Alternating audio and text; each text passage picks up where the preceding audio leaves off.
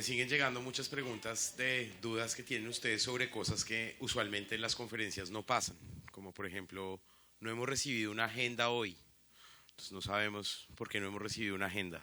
También prometo que voy a ir contando en contados instantes por qué está eso así.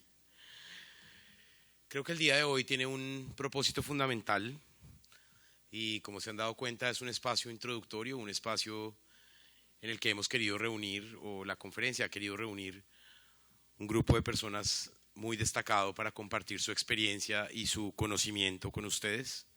Toda esta información que estamos recibiendo hoy es clave y es muy importante para los 2 días que siguen de trabajo conjunto. Entonces, toda esta información es clave que la tengan presente. El día de mañana, todos los participantes que asistan van a recibir un material muy especial de trabajo que vamos a revisar aquí. En ese material encontrarán el detalle de la agenda de los días 2 y 3. Entonces mañana, cuando lleguen a la conferencia, recuerden pasar por la sección de registro cuando lleguen en la mañana para que tengan acceso a ese material y ahí sí vamos a tener agenda. Entonces ya todo va a ser más... Hoy estábamos siendo muy flexibles por los invitados tan especiales que tenemos, ¿verdad? No quiere decir que los 2 días siguientes no sean especiales. Antes de darle la palabra a mi última conferencia del día de hoy, quiero recordarles un anuncio no menos importante. Tendremos un cóctel de bienvenida al final en la Plaza de las Ánimas. Estaré anunciando, una vez termine mi conferencista, los detalles de este evento. Sin más, terminaremos este primer día con una presentación fundamental para entender la pertinencia de este espacio y los retos que tenemos como región. Tengo el honor de darle la palabra a la doctora Arachu Castro, expositora de nuestra conferencia central el día de hoy, Panorama Regional entendiendo las inequidades en salud sexual y reproductiva. La doctora Castro es directora del Grupo Colaborador para la Equidad en Salud en América Latina de la Escuela de Salud Pública y Medicina Tropical de la Universidad de Tulane. Sin más, la doctora Castro, bienvenida.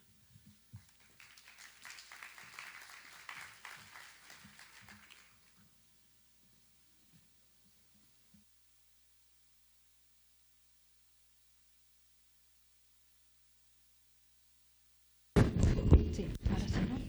Buenas tardes. Muchísimas gracias por la invitación de estar hoy aquí y compartir con ustedes. ¿Qué pasó?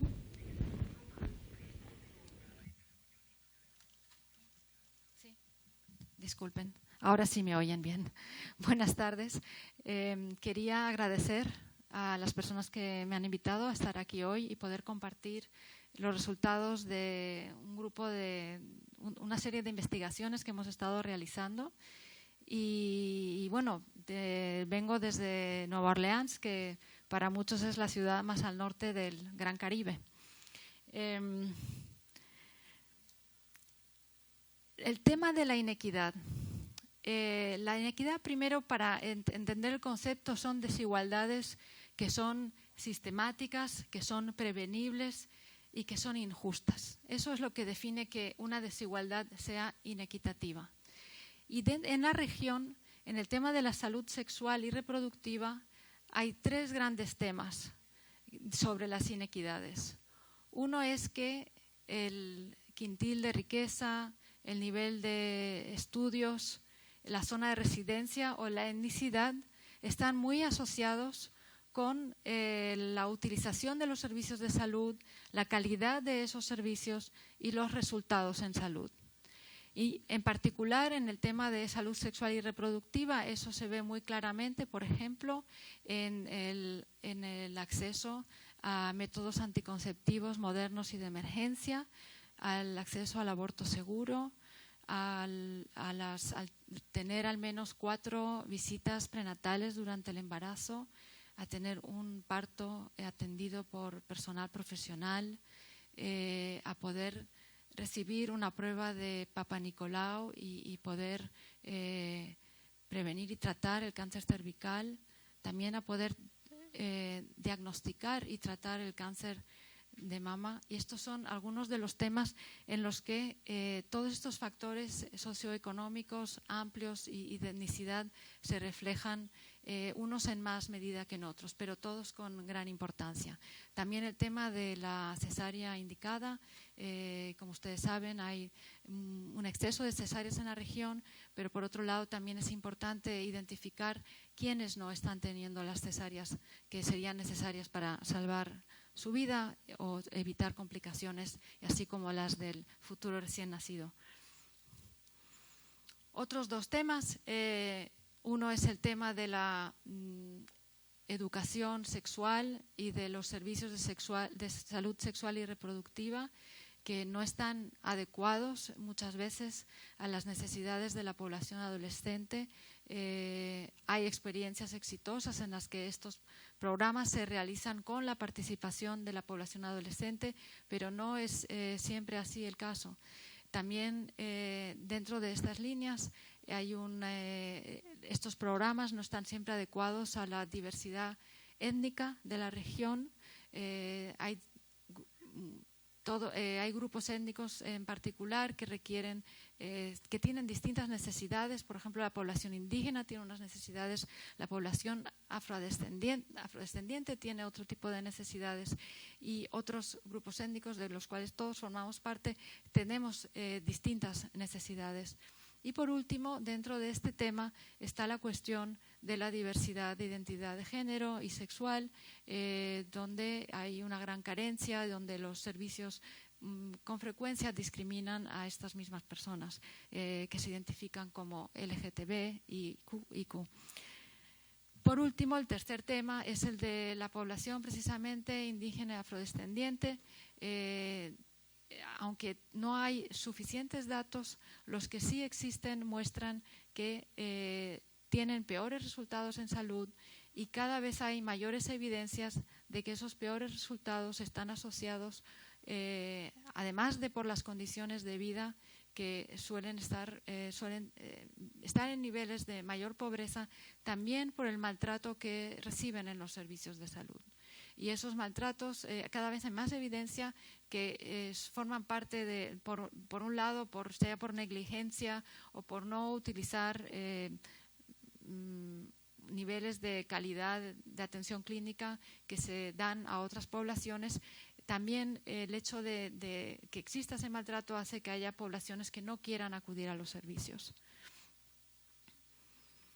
Entonces, hoy tengo el gran gusto de presentarles datos del informe de UNICEF y de la Universidad de Tulane sobre el informe de Equidad en Salud 2016.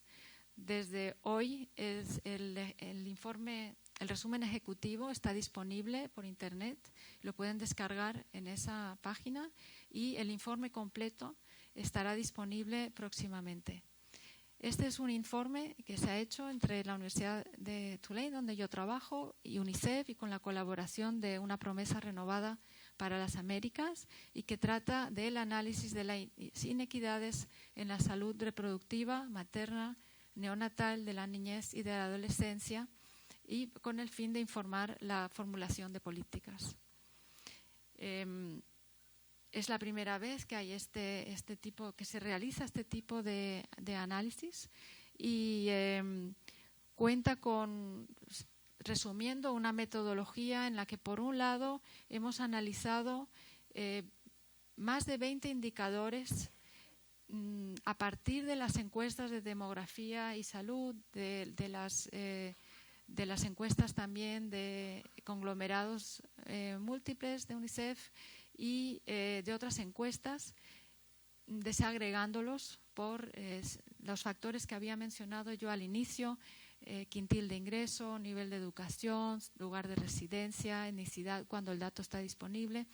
Y por otro lado, porque aunque esto es un análisis, eso muestra una foto de una situación en un momento dado, hemos hecho una revisión bastante exhaustiva de más de 700 referencias en español, portugués e inglés, para poder explicar el contexto en el que suceden las inequidades y las causas.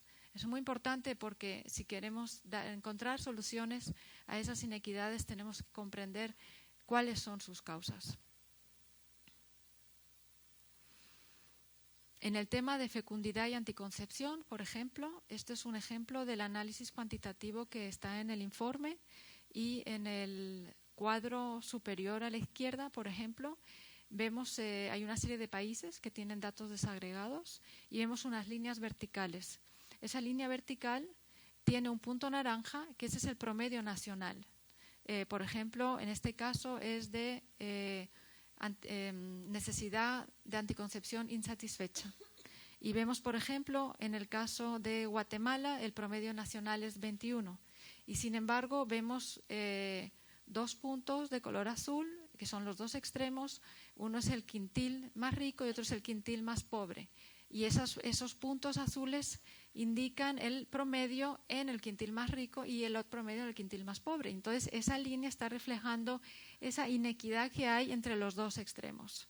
Y también es muy importante ver que, por un lado, está el promedio, pero el promedio a veces nos da información que no con ese objetivo necesariamente, pero nos da información que no nos ayuda a comprender la inequidad. Entonces, por ejemplo, en el cuadro superior izquierdo vemos que en países como Bolivia, Guatemala, Panamá o Surinam, la diferencia entre los 2 extremos es de más de 20 puntos porcentuales. Son inequidades muy grandes y cuesta mucho reducir esas inequidades porcentuales. En el cuadro que está justo debajo, es por nivel de estudios, y vemos de nuevo esa lista de países, y también vemos que hay líneas que son más largas. Por ejemplo, de nuevo en Surinam es otro país, de nuevo un país donde la diferencia entre los 2 extremos es de más de 20 puntos porcentuales, y sin embargo vemos que en los otros países las inequidades son un poquito menores que en el tema del quintil de ingresos. Y abajo a la derecha vemos las inequidades por zona de residencia urbana y rural. Y vemos que los puntos están muy sobrepuestos. Y eso es porque hay pocas diferencias, pocas inequidades por zonas de residencia. Entonces, a pesar de la disminución de la fecundidad que ha habido en América Latina y el Caribe desde los años 70, siguen existiendo esas inequidades que están muy vinculadas con la población que vive en mayor pobreza, que además de tener dificultad en acceder a estos métodos, también tienen una mayor prevalencia de discontinuidad de los métodos, y también mayor recurso al aborto inseguro. Y quería puntualizar que es al aborto inseguro, no solo al aborto punto, porque sabemos que hay suficientes estudios que muestran que las mujeres de otros de quintiles de riqueza, de mayor riqueza, también tienen acceso al aborto, pero es un aborto seguro, y esa es la gran diferencia entre la vida y la muerte para muchas de estas mujeres.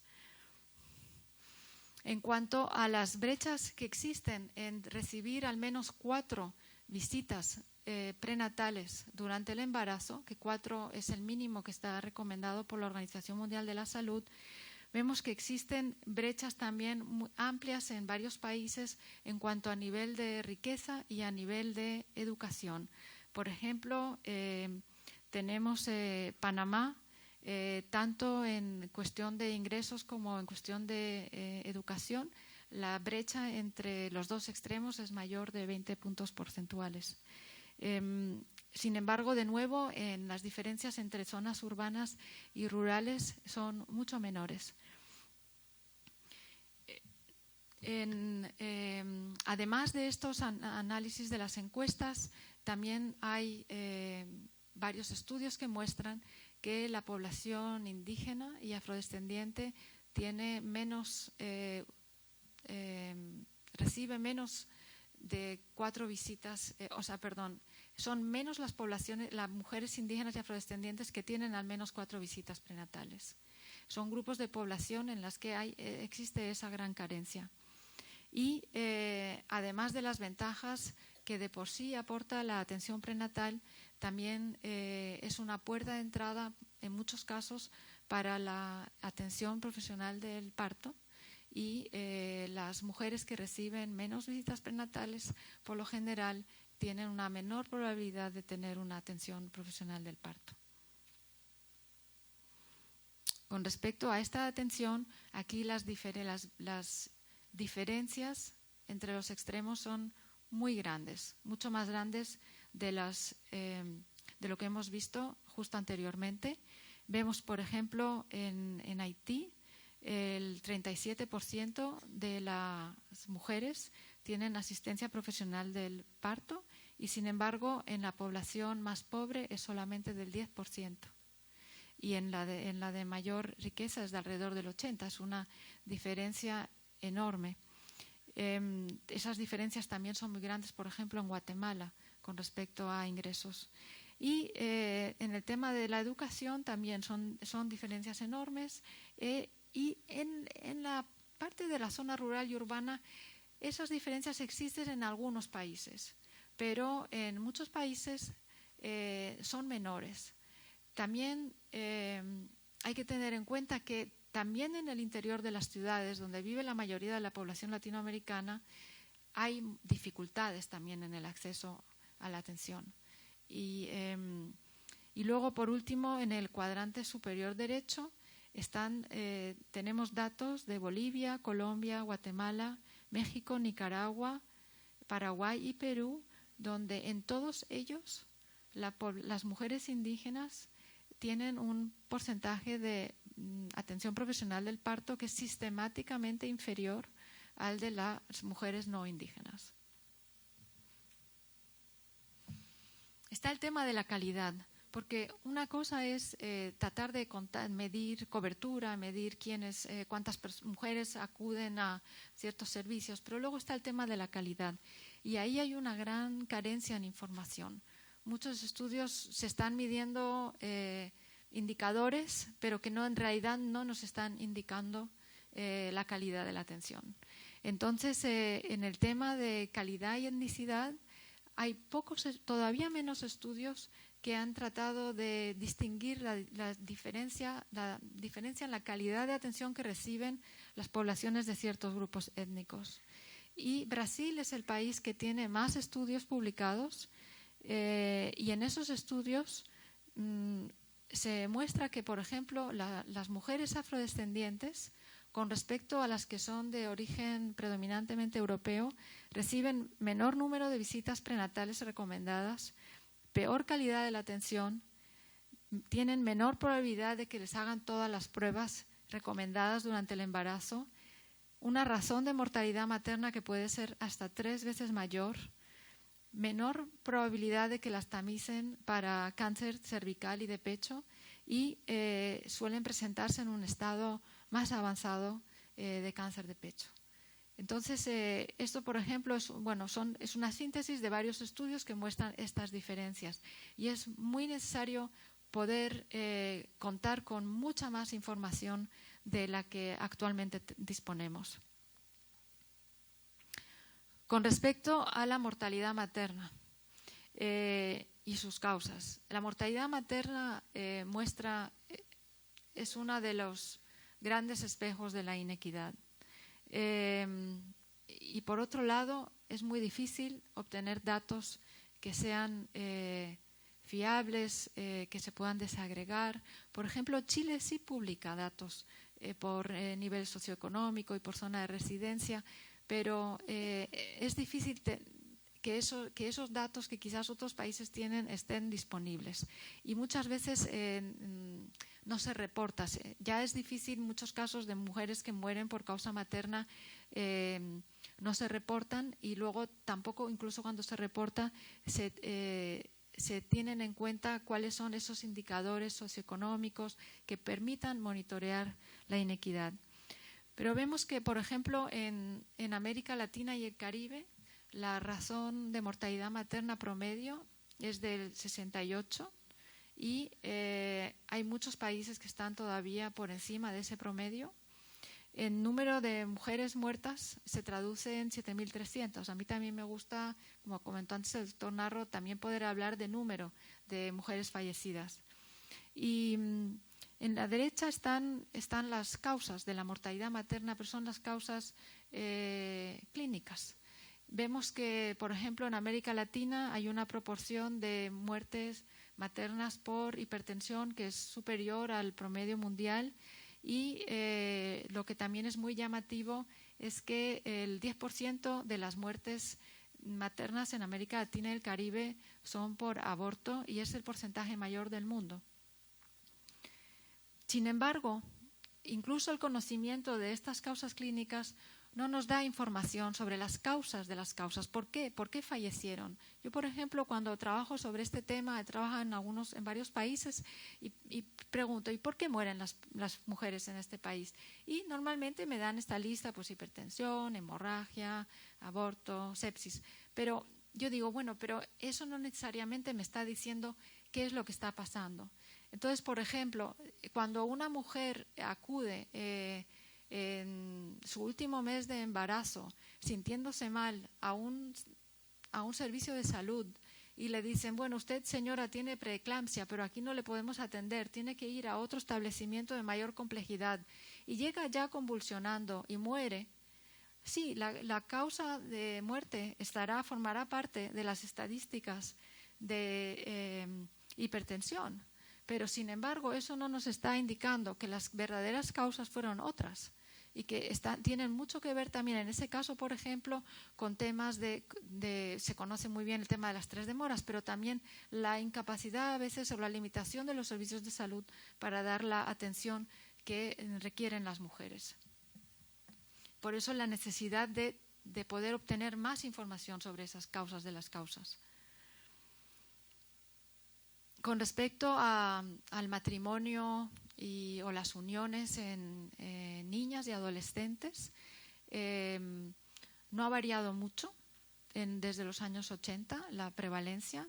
Las tablas, aquí tenemos para menores de mujeres de 20 a 24 años que dijeron que se habían unido o casado antes de los 15 años, que llega hasta un 10% en República Dominicana, y el otro porcentaje es que se casaron o unieron antes de cumplir los 18. Y vemos que en algunos países son porcentajes muy elevados. Y es más elevado todavía en contextos de pobreza. Por otro lado, aunque esos porcentajes no han variado, sí ha variado el hecho de que ahora hay más uniones informales que formales, y esas uniones informales dan mayor desprotección a las niñas o adolescentes que están en esas uniones, les limitan sus posibilidades de educación, tienen menor protección jurídica, y también suelen sufrir mayor violencia de género, y tienen menor autonomía para tomar sus propias decisiones. Tienen también mayor probabilidad de contraer infecciones de transmisión sexual y de quedarse embarazadas, y a veces también es el embarazo el que lo que genera que se realice esa unión. Sobre el tema de la fecundidad adolescente, hoy se ha hablado mucho, y bueno, hay distintas maneras de medir la fecundidad y el embarazo adolescente. Entonces, la fecundidad adolescente es mayor en la región africana, seguido de América Latina y Caribe. Pero cuando miramos del total de embarazos, ¿cuántos son en mujeres adolescentes? América Latina y Caribe es campeona mundial, con 16,5%. El promedio mundial no llega al 10%. Estamos hablando de una prevalencia altísima.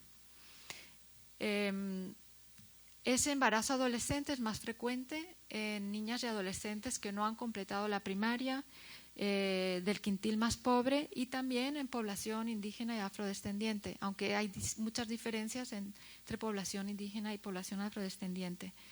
Y eso nos indica que los servicios de salud sexual y reproductiva, por un lado, no están siempre adecuados, pero el tema es muchísimo más complejo, como hemos visto antes. Bueno, aquí tenemos el promedio regional y cómo está el porcentaje de adolescentes que están embarazadas o que ya han sido madres, y llega hasta el 27% en Guyana y el 22% en República Dominicana y Nicaragua. Y vemos, bueno, toda esa gran diferencia, pero de nuevo, al mirar al interior de los países y desagregar los datos, hay unos ciertos patrones que se repiten y efectivamente afecta sobre todo a las niñas y adolescentes que no han completado su primaria. Y unas veces el embarazo es causa para que la estudiante tenga que abandonar sus estudios porque no le permiten continuar. Hay sistemas educativos o escuelas que no les permiten regresar. Y otras veces, y hay más estudios cada vez que muestran, es que las niñas y adolescentes que quedan embarazadas ya habían abandonado la escuela. Y habían abandonado por factores múltiples, como puede ser la mala calidad de la educación, el hecho de que la pobreza en la que viven tampoco les da muchas oportunidades de desarrollarse y el embarazo es una opción que se ve como viable, que muchas veces también se ve como estrategia de supervivencia por ella o por sus familias, por el hecho de poder tener un hijo o una hija con un hombre que es mayor que ella y que pueda tener un trabajo que sea, aunque todavía sea dentro de la pobreza, pero que sea un poquito más arriba del nivel en que ella vive. Y eso genera a veces la falsa impresión de que eso les va a ayudar a salir de la pobreza, aunque en realidad lo que hace es generar un ciclo. El embarazo adolescente es un gran señala muy bien las diferencias de género y sería muy importante que todavía tengamos más datos que hable sobre las diferencias de edad, como decía antes, entre la adolescente y, como dijo alguien esta mañana, el embarazador.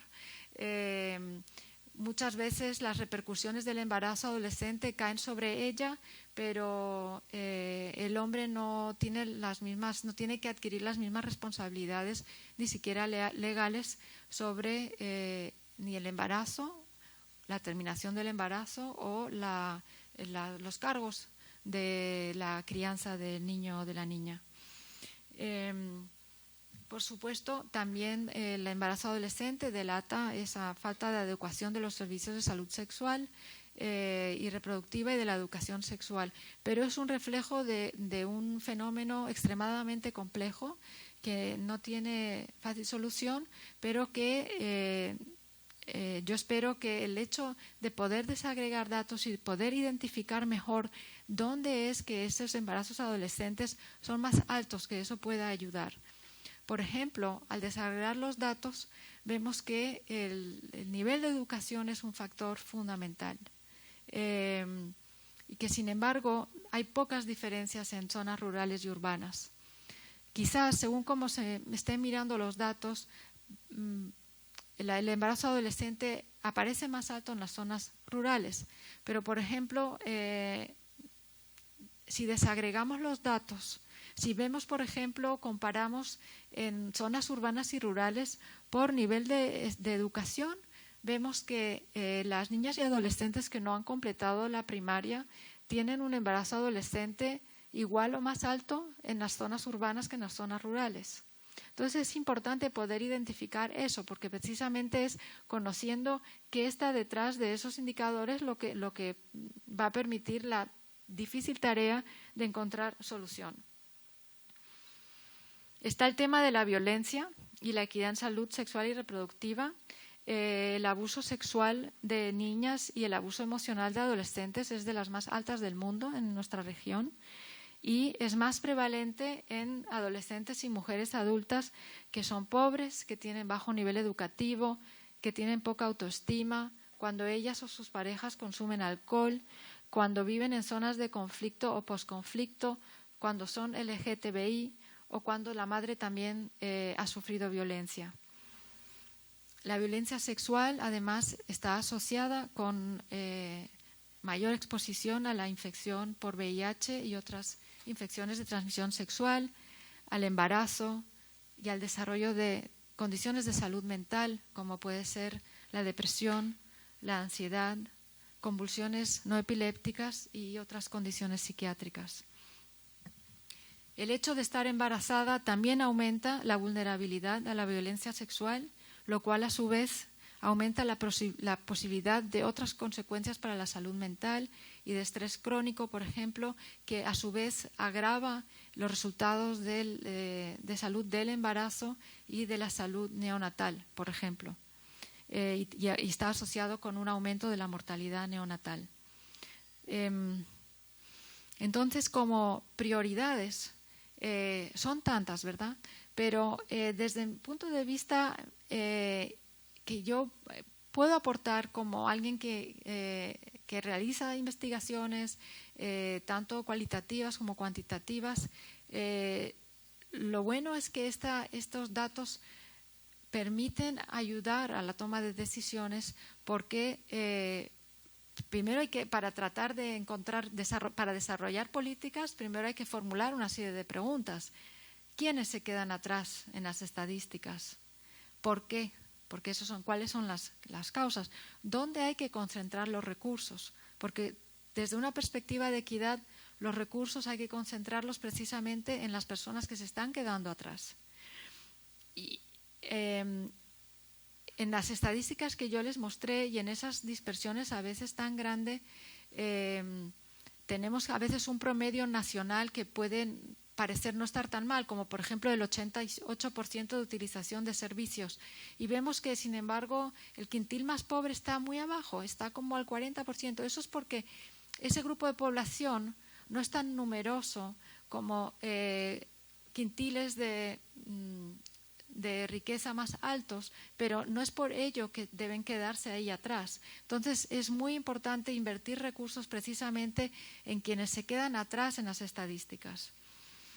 Y también es muy importante, bueno, esto se habló hace un momento con mucho detenimiento sobre la necesidad de desarrollar acciones multisectoriales, porque es a la salud pública a quienes les llueven los problemas de todos los otros sectores y la salud pública por sí sola no puede solucionar todos esos problemas. También es muy importante que miremos cuáles son las experiencias que son exitosas y poder aprender de ellas y teniendo en cuenta las circunstancias de cada lugar, porque cada lugar tiene sus cosas, pero poder adaptar y poder aprender de esas experiencias exitosas para mejorar la situación en otros lugares. Entonces, para responder a estas preguntas, es por eso tan importante poder tener información, poder tener datos, analizarlos, comprender las causas socioeconómicas y del sistema de salud que a veces crean esas inequidades, comprender la prevalencia para saber la magnitud de las distintas condiciones, comprender las diferencias entre los distintos grupos de población y también poder analizar las tendencias en el tiempo para ver cómo al monitorear las acciones se van mejorando, en el caso que se vayan empeorando, poderlas corregir y seguir avanzando hacia adelante. Muchas gracias.